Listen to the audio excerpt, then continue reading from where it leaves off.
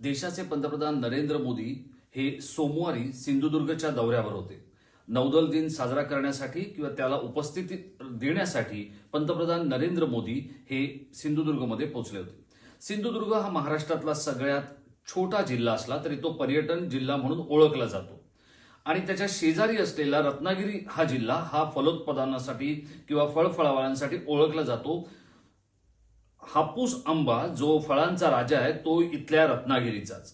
आणि अशा या लोकसभा मतदारसंघामध्ये नरेंद्र मोदी पोहोचले होते. या लोकसभा मतदारसंघाचं वर्णन जर करायचं झालं तर ते परशुराम ते पात्रादेवी असं करता येईल.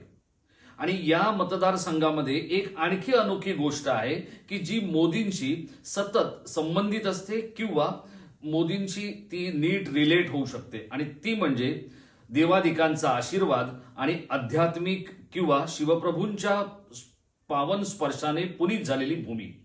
अशा या भूमीमध्ये नरेंद्र मोदी येऊन गेले आणि माझा कालचा व्हिडिओ होता की गोवा पंतप्रधानांसाठी लकी ठरलंय, कोकण महालकी ठरणार.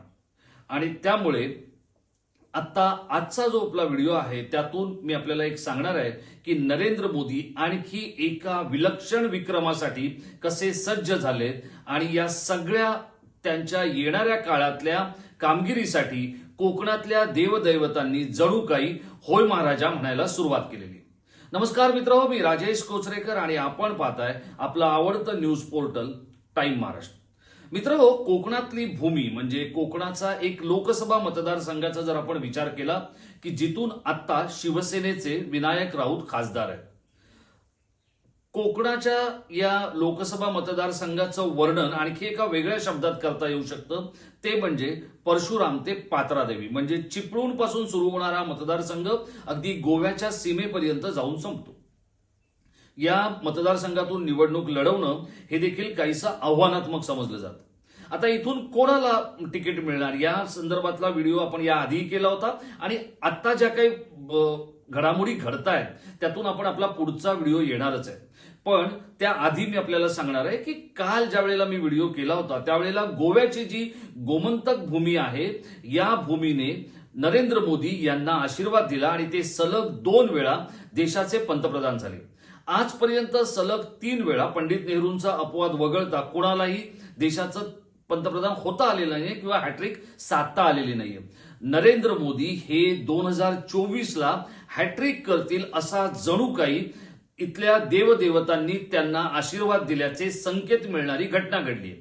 ती काय घडली आहे तर 5 राज्यांच्या निवडणुका झाल्या. त्यातल्या 3 राज्यांमध्ये भाजप अडचणीत असताना मोदी की गॅरंटी म्हणत जे नरेंद्र मोदींनी जो करिश्मा करून दाखवला त्या करिश्म्याला साजेशा कामगिरीनंतर आता नरेंद्र मोदी हे सज्ज झालेत ते स्वतःच्या हॅट्रिकसाठी आणि अब की बार 400 के बार या त्यांच्या एका नव्या घोषणेसाठी. आता हे सगळं कसं शक्य आहे किंवा या सगळ्यामध्ये आता नेमकं काय घडणार आहे बघा. एका बाजूला नरेंद्र मोदींनी यश मिळवलं, दुसऱ्या बाजूला महाराष्ट्रातल्या भाजपच्या नेत्यांनी गुडघ्याला बाशिंग बांधलं. काही मंडळी असं म्हणाले, अगदी नावच सांगायचं तर चंद्रशेखर बावनकुळे म्हणाले की आता 2024च्या स्पर्धेमध्ये देवेंद्र फडणवीस हे मुख्यमंत्री पदासाठी दावेदार असतील.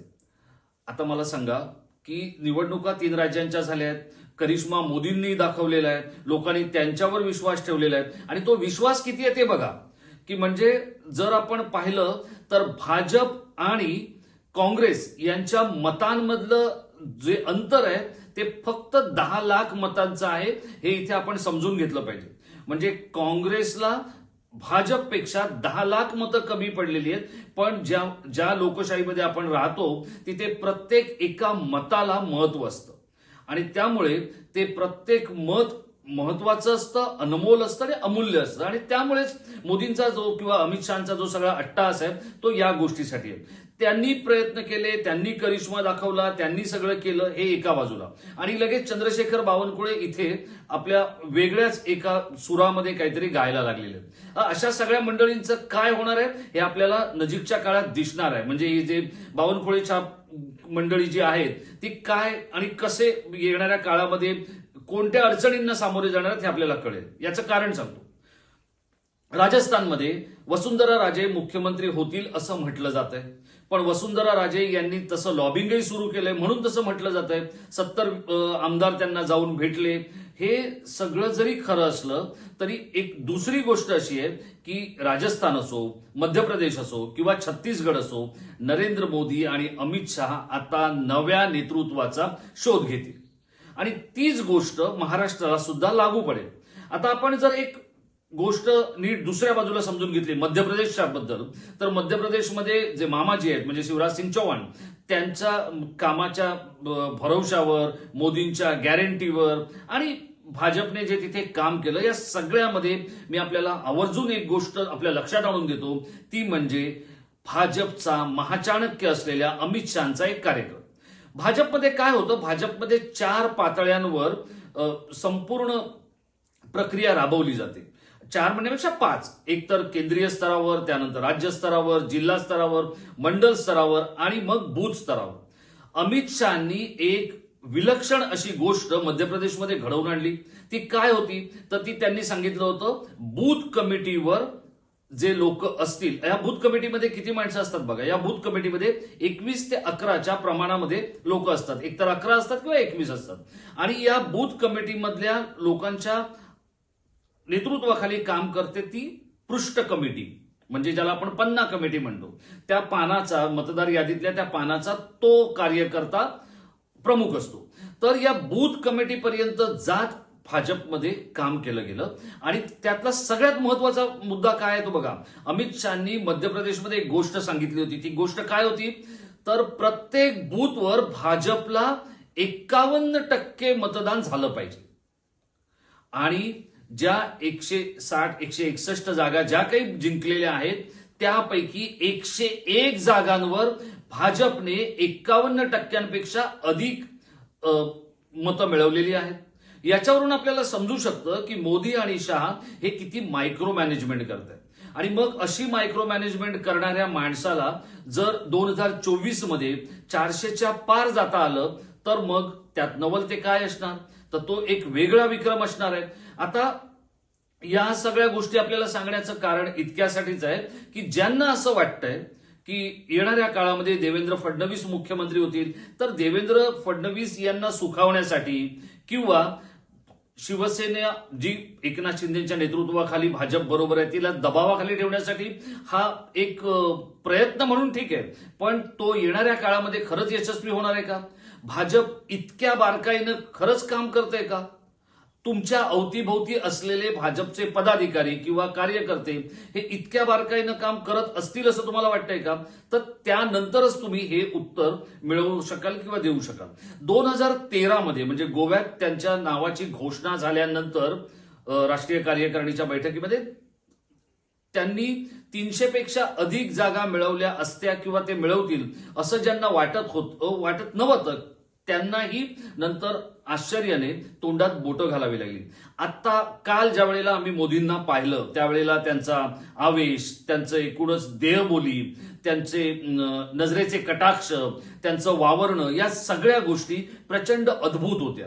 आणि त्या एका विजयी योद्ध्याच्या सगळ्या छटा त्यांच्या व्यक्तिमत्वामध्ये या कोकणच्या देवभूमीमध्ये बघायला मिळाल्या. देव आपल्याला आशीर्वाद तेव्हाच देतो जेव्हा माणूस स्वतः काम करतो. आणि कोकणातली जी देवदैवत आहेत म्हणजे मग अगदी अरवलीचा वेतोबा घ्या किंवा मालवणचा रामेश्वर घ्या, सातेरी घ्या किंवा मालवणची अंगणेवाडीची देवी घ्या, या सगळ्या जर आपण गोष्टींचा विचार केला तर या देवदेवतांचा आशीर्वाद मिळवण्यासाठी तुम्ही स्वतः आधी काम करणं हे देखील तितकंच गरजेचं आहे. आणि त्यामुळे या देवभूमीत आलेल्या नरेंद्र मोदी यांना 400 पारचा जो येणाऱ्या 2024 मधला आकडा खुणावतोय, त्यांनी त्या दिशेने वाटचाल करायला सुरुवात केलेली आहे. आता प्रश्न असा आहे की या सगळ्या गोष्टी होत असताना मोठ्या प्रमाणात भाकरी परतवण्याचा प्रयत्न होईल. आता तो काय होईल, तर मध्य प्रदेशमधून शिवराज सिंग चौहान यांच्या ऐवजी एका नव्या नेत्याला मुख्यमंत्री केलं जाईल. तो तरुण असेल. तीच गोष्ट राजस्थानमध्ये होईल. राजस्थानमध्ये वसुंधरा राजे यांच्या ऐवजी दिया कुमारीला कदाचित मुख्यमंत्रीपदाची संधी मिळते का, हा देखील एक महत्वाचा मुद्दा आहे. तीच गोष्ट छत्तीसगडमध्ये पण होऊ शकते. एकूणच काय, तर आता नरेंद्र मोदी यांना इथे कोकणात येऊन गेल्यानंतर काही संकेत मिळायला लागलेत आणि त्या संकेतामधलं पहिलं म्हणजे इथून गेल्यानंतर अवघ्या काही तासात आलेला एक वेगळा प्रत्यय किंवा परिचय आपण म्हणू शकतो, तो म्हणजे एनडीएच्या बैठकीतून 3 प्रमुख लोक बाहेर गेलेले आहेत. त्यातलं सगळ्यात महत्वाचं ते कोण आहेत? अर्थात ते आजच्या बैठकीला आलेले नाहीयेत आणि त्यामुळे वातावरण कलुषित होण्यासाठी तितकं हे पुरेसं आहे. नितीश कुमार हे इंडियाच्या बैठकीमध्ये गेलेले नाहीयेत. त्याचप्रमाणे अखिलेशने नाही म्हणून सांगितलेलं आहे, आज येऊ शकत नाही. ममता बॅनर्जी यांनी देखील पाय काढता घेतलेले आहेत. शरद पवार आणि नितीश कुमार हे 2 लोक या इंडिया बैठकीसाठी प्रमुख आधारस्तंभ म्हणून त्यांच्याकडे पाहिलं जात होतं. पण ज्या पद्धतीत काँग्रेसची स्थिती झाली आहे 3 राज्यामध्ये ते पाहिल्यानंतर नितीश कुमार यांच्या लक्षात आलेलं आहे की हीच वेळ आहे काँग्रेसला दाबण्याची, हीच वेळ आहे राहुल गांधी यांच्यावर दबाव टाकण्याची आणि हीच वेळ आहे आपण स्वतःचं नेतृत्व राष्ट्रीय पातळीवर अधोरेखित करून घेण्याची. त्यामुळे नितीश कुमार यांनी एक डाव टाकलेला आहे. पण त्याआधीच इथल्या कोकणच्या पावनभूमीतून गेल्यानंतर नरेंद्र मोदींना जो संकेत मिळालेला आहे किंवा नरेंद्र मोदी यांना जे आशीर्वाद मिळालेले आहेत, इंडियासारखी एक आघाडी बनता बनता बिघडणं हा कदाचित इथल्या देवाधिकांनी दिलेला नरेंद्र मोदींना आशीर्वाद आहे असं म्हणायला खूप मोठा वाव आहे. आणि त्यामुळेच 2024च्या निवडणुकीमध्ये नरेंद्र मोदी यांच्या नेतृत्वाखाली भाजप कदाचित 400 पार होईल. यासाठी आपल्याला काही क्षण प्रतीक्षा करावी लागेल, पण हॅट्रिक मात्र मोदी करतील याचे आता स्पष्ट संकेत मिळालेले आहेत. आणि त्यामुळे कधी काळी काँग्रेसचे नेते नौदलाच्या बोटी घेऊन आपल्या सहली करत होते, कुटुंबाबरोबर भ्रमंती आणि भटकंती करत होते, त्याच नौदल दिनावरती काम करताना काल मोदींनी त्यांच्या ध्वजावर जी राजमुद्रा शिवछत्रपतींची लावण्याचे आदेश दिले होते त्याप्रमाणे ती लागली. आता या नौदलाच्या जवानांच्या गणवेशावर देखील शिवछत्रपतींची राजमुद्रा लावली जाणार आहे. शिवछत्रपतींच्या एकूणच महात्म्याला, त्यांच्या राजमुद्रेला विलक्षण महत्व देणाऱ्या नरेंद्र मोदी यांना काही स्पष्ट दैवी संकेत मिळत आहेत. हे दैवी संकेत मानवी कामाच्या कसोटीवर कुठपर्यंत त्यांना यश देणार आहेत यासाठी आपल्याला किंचितसं थांबावं लागणार आहे. घोडा मैदान जवळ आहे. आपल्याला काय वाटतं, नरेंद्र मोदी हे 2024 मध्ये 400च्या पार आकडा करून आजपर्यंतचा इतिहास जो आहे तो नवा इतिहास प्रस्थापित करतील? कारण याआधी राजीव गांधी यांना 400 पार होता आलं होतं, त्याला एक सहानुभूतीची खूप मोठी झालर होती, कारण त्यांची आई आणि देशाच्या अत्यंत कणखर अशा पंतप्रधान इंदिरा गांधी यांची हत्या झाली होती. त्यानंतर काँग्रेसला 400 पार जाता आलं होतं. पंडित नेहरूंनंतर आता नरेंद्र मोदी हॅट्रिक करतील असं आपल्याला वाटतं का? आणि कोकणातल्या या देवाधिकांच्या भूमीने नरेंद्र मोदी यांना आशीर्वाद दिल्यानंतर इंडिया आघाडी कोसळते, हे दैवी संकेत आहेत का? आपलं काय मत आहे आपण आमच्या इनबॉक्समध्ये व्यक्त व्हा. हा व्हिडिओ आपण शेवटपर्यंत पाहिलात त्याबद्दल मित्रहो आपल्याला खूप खूप धन्यवाद. अशा स्वरूपाचे काही व्हिडिओ पाहण्यासाठी आपण टाइम महाराष्ट्राला सबस्क्राईब करा. तोपर्यंत स्वतःची काळजी घ्या. धन्यवाद.